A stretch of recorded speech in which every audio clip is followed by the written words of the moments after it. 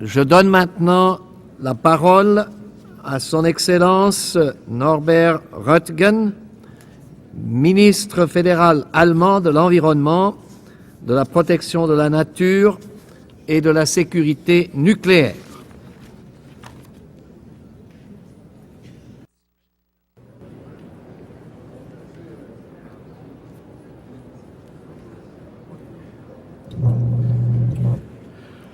Mr. President, Mr. Secretary General, Excellencies, ladies and gentlemen. In this International Year of Biodiversity, the loss of species and habitats is continuing at a dramatic pace. Second by second, minute by minute, we are destroying the natural foundations of our lives. During the time of my speech alone, the equivalent of 170 football fields will have been deforested. More than 900 tons of fish will have been taken from the world's oceans. One more species might even have vanished from our planet forever. And we let it happen. We let it happen even though we value these plants and animals as part of our world.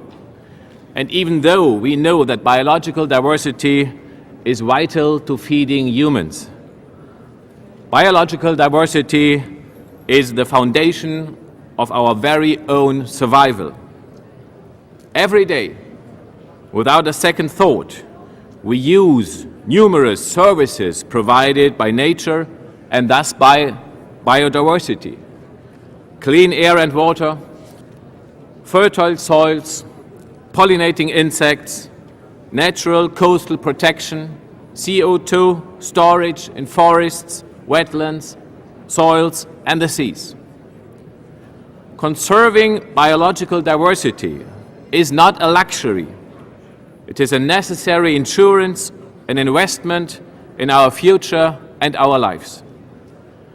The conservation of biological diversity does not yet receive the same amount of attention as the issue of climate change. But attention is a precondition for political action. Conserving biological diversity worldwide requires committed and long-term action. And it requires cooperation among the international community. At today's high-level meeting, let us send a signal and make a global pact for biological diversity.